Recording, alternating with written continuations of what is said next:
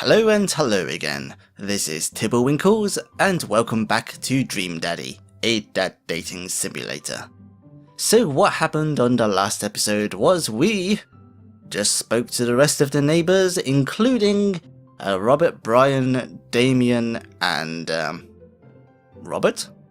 This is Joseph. This guy right here and standing next to Amanda is Joseph. So without further ado, let's continue.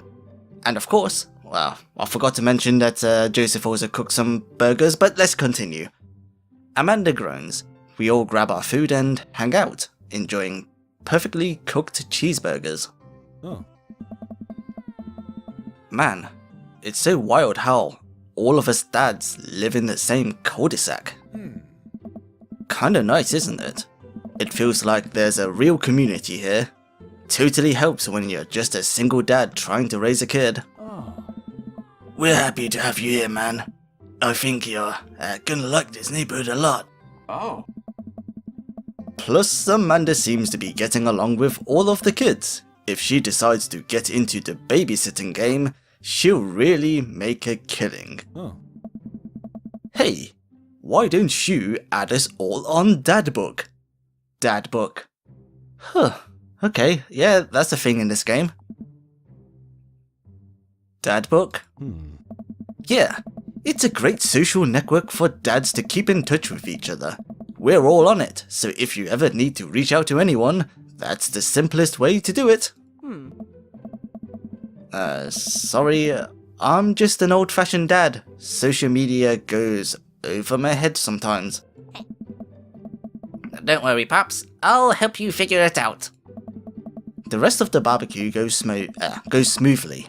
We all trade stories and drink beer as our kids play on the lawn. Amanda breaks up a fight between Carmencita and those weird twins. I think they wanted her soul. Achievement unlocked. Welcome to the neighborhood. Amanda and I walk back to our place as the sun sets over the neighborhood. This does not look like a cul-de-sac. Pretty fun party, don't you think? I mean, I got a burger in me. I felt I was at a networking event. I wish I could have been playing paranormal. You know what? I'm gonna click that. You and Daisy seemed like you were having a way better time than I was. Because we were. Well, hey, at least you met some other cool dads. You should hit them up on Dadbook. Maybe I will, if I ever figure out how social media works. I have a good peeling. I was about to say a good peeling. I have a good feeling about this place. Me too, Dad. Dad tip 75. Whatever that was. Amanda and I arrive home with the remnants of our veggie plate. Seems like nobody was really into the cauliflower. Any big plans for the evening? Actually, yeah. I'm going out with some friends. Oh. Is that okay? Of course, just keep me posted and be home before midnight. You got it. And be careful. I will. Make good choices. Of course. And call me if you need anything. Dad, you're not going to do the thing where you wait silently for me. Let's do that again. Dad, you're not going to do the thing where you wait silently for me to come home in the living room with all the lights off, are you? What? No, I've never done that, and I will never do that. Okay, do you have plans tonight? My plans were kinda to eat ice cream and watch TV with Amanda, but I'll find something to do. I'm gonna... throw a party. Work on some stuff. See how long I can sleep for.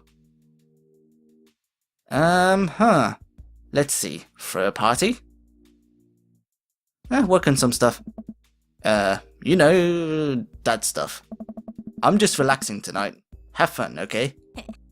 Great. See you later. I watch Amanda drive off into the night.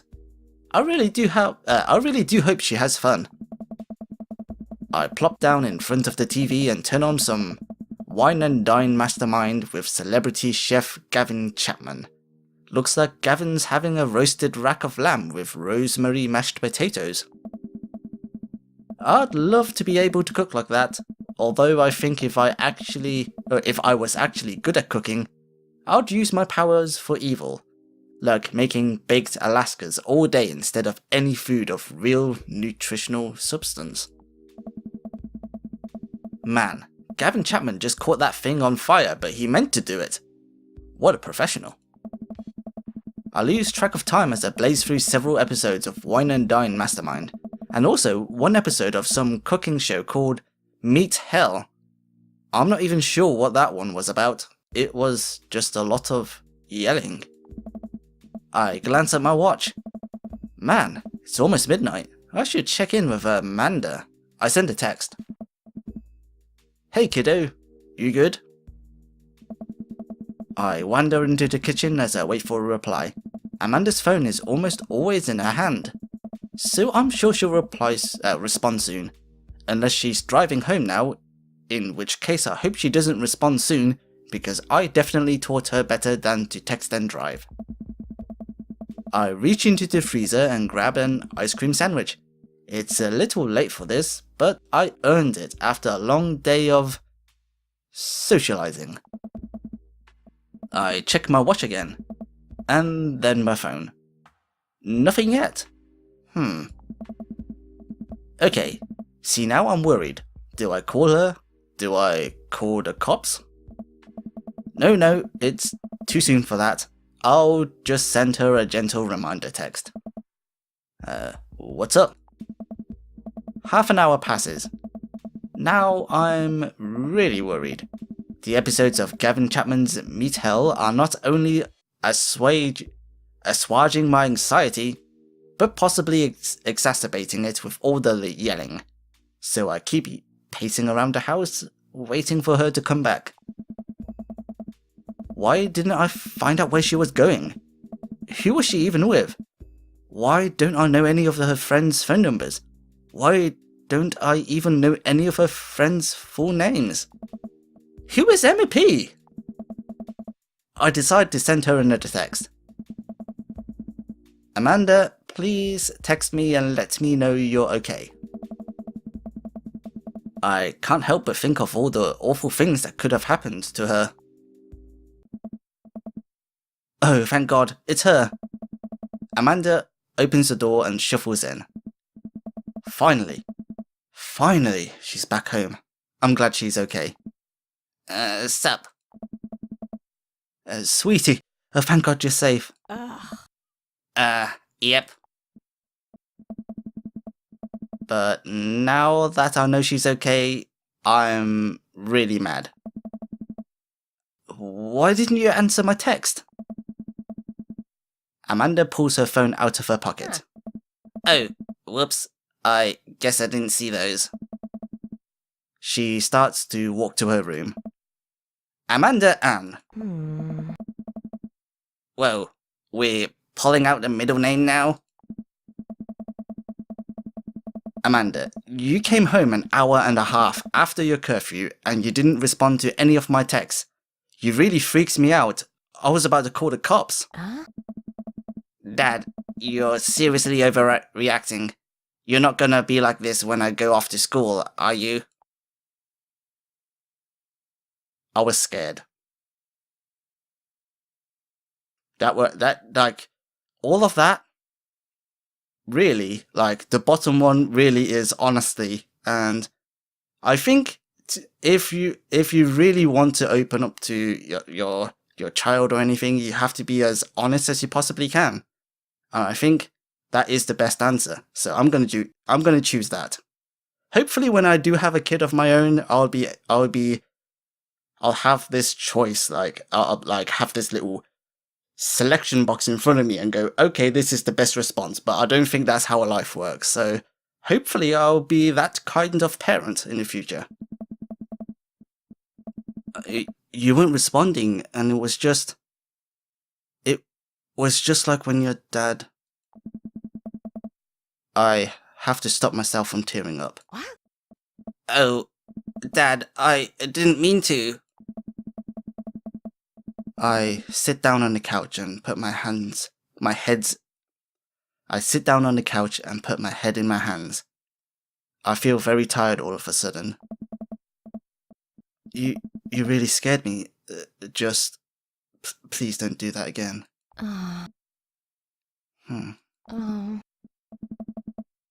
Alright. I'm gonna go to bed now. Amanda closes the door to her room, and I head to mine. There's a computer there. I'm pretty sure Daddy Eggs is pretty, knowledgeable of at least the internet. I hope. Jeez. As I'm falling asleep, one thing she said keeps echoing in my mind. You're not going to be like this when I go off to school, are you? I definitely didn't sleep well that night. I definitely didn't sleep well last night. That's how you say it. I brew some strong coffee and make some scrambled eggs for Amanda as a peace offering. She eventually wanders into the kitchen. Hey. I thought about what you said last night. I should have texted you. I said I was gonna do it, and I didn't. I honestly just didn't even think about it. I'm really sorry, Pops. I won't do it again. Well...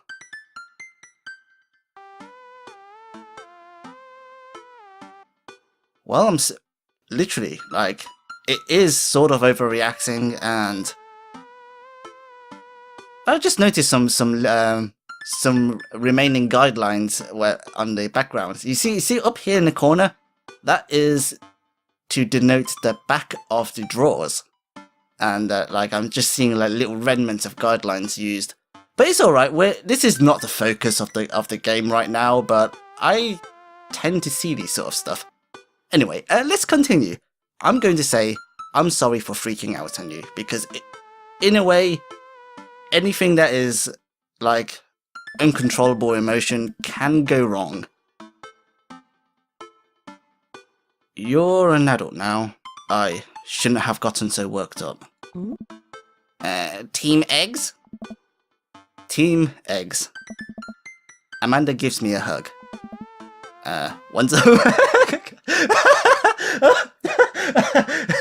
Okay, of course, something like that might happen. Okay, want some eggs? You know it. Sprinkle some cheese on them. Already did. Bless you. Amanda scarfs down the eggs in time it takes me... Amanda scarfs down the eggs in the time it takes me to wash the pan. Alright, I'm off to school. Smell you later. Wait, one more thing before you go. What? What's Dadbook? Dad. It's a social media platform. Wait. What? What's a social media platform? Dad, I have to go to school. Come on, Amanda. I'm an old man. I can't put together a Dadbook profile on my own. Alright, I'll help you sound interesting on the internet.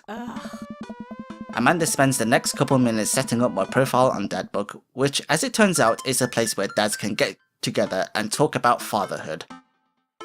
Didn't you have that explanation given to you yesterday?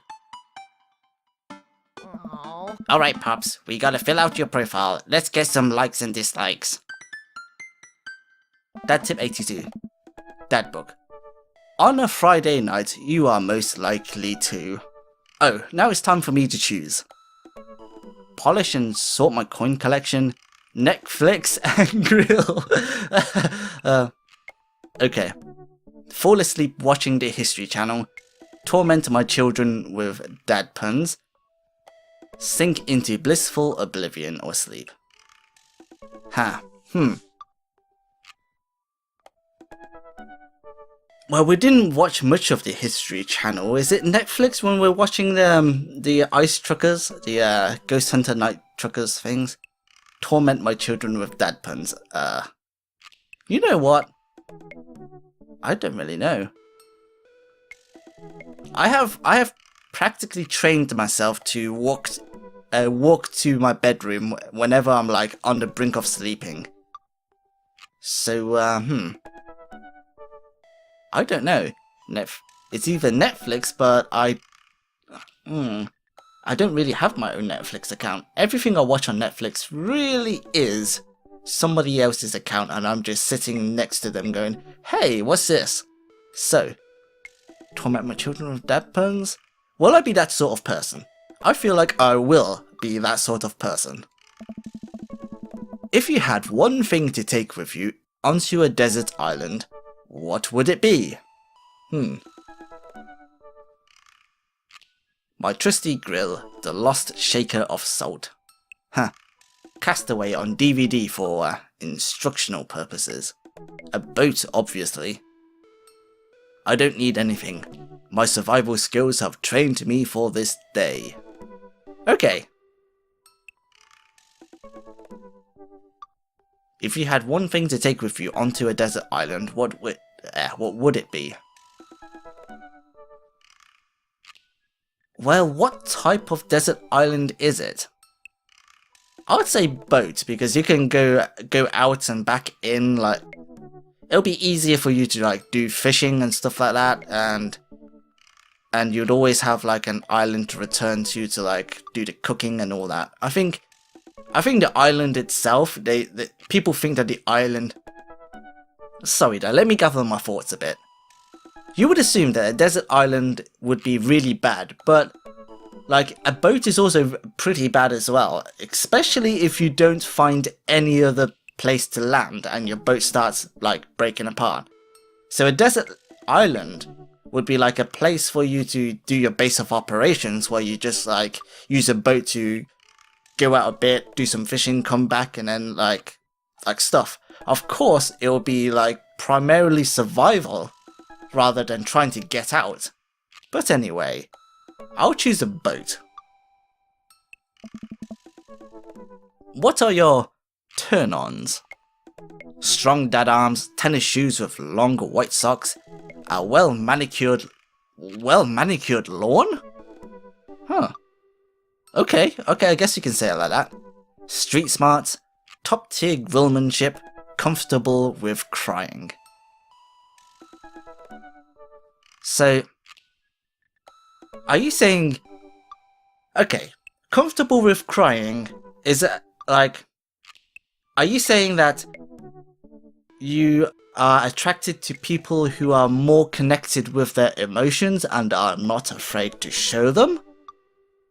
And decided that it encompasses most of toxic masculinity by saying comfortable with crying? I'm not sure if I said that well enough, because I don't really talk about these sort of things, and my brain isn't really well trained to come up with such phrases. So, strong dad arms, street smarts, top tier grillmanship. Street smarts can only get you so far. Been to Hong Kong, and there's only like there are a lot of people with street smarts, but they don't have any social skills at all. Yes, social skills and street smarts are completely separate things. Believe me. I've seen it. Anyway, I would say probably, I don't know. I'm saying comfortable with crying, because that states that they are more in tune with themselves. What did you want to be when you grew up? Technical writer for manuals and instructionals, salty boat captain, pro skater who is also an astronaut, a good father, the president of space. I don't know. When I was little, I wanted to be president of space, so I'm choosing that. What's your favourite movie genre? War documentaries, Sean Connery's entire filmography, anything on Laserdisc, romantic comedies, whatever will make me cry, old comedies that haven't aged well.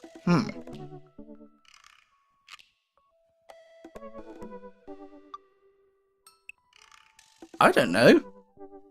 Favourite movie genre, whatever that will make me cry, because most of it are Studio Ghibli stuff. So I'm gonna click that.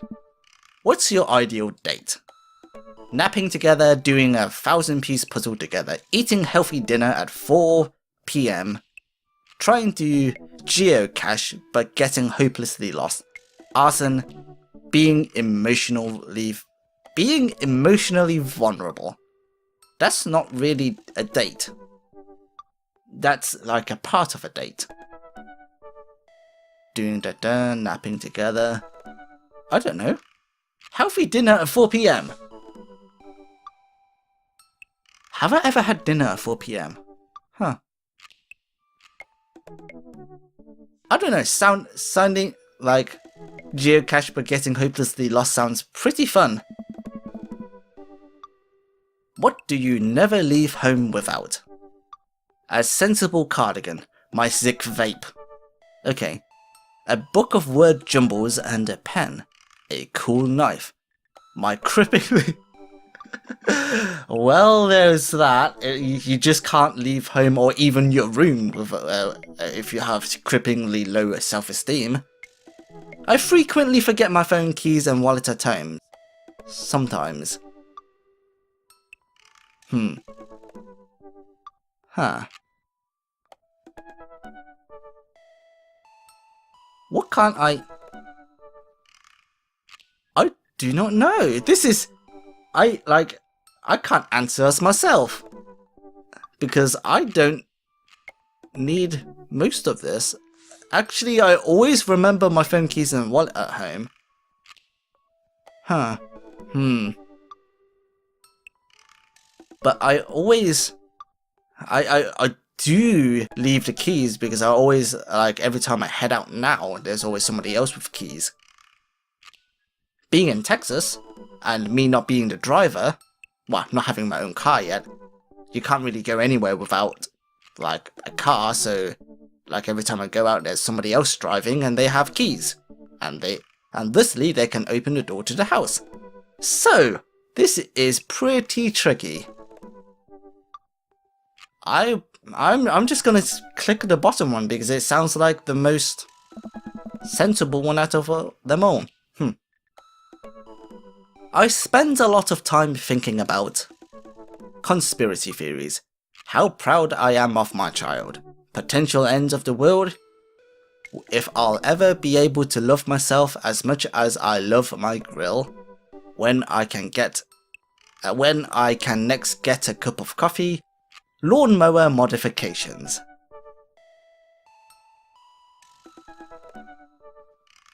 I guess when you get old, and you have a child of your own, I guess this is one thing that props up. Profile complete. See? That wasn't so bad. Yeah, that was actually kind of fun. I could totally spend all day on here just looking at people's profiles. Alright. You should message one of them, or more than one of them. All of these dads seem pretty interesting. Okay, I promise I'll make some friends. Amanda gives me a hug. Go get 'em, Dad. Oh, she stuck her tongue out. Welcome. You've got dads. I got dads. Okay. Who do I click? I like the effect.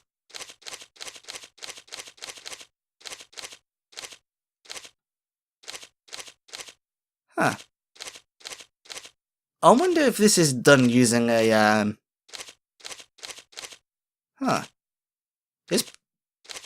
It's probably like, maybe an overlay. An overlay filter that just that is, sort of fades out in transparency. And that's how they get the colour. Okay. Artist part of me aside, this is where I'm going to leave it. In the page of Dadbook. So, I think I am going to click on Craig. But who knows, I could be clicking on either Matt, Brian, or even Robert. But until then, thank you very much for watching. If I did a good job, give us a thumbs up. Any thoughts, please leave them in the comment section down below. And I hope to see you in our next adventure. Bye bye.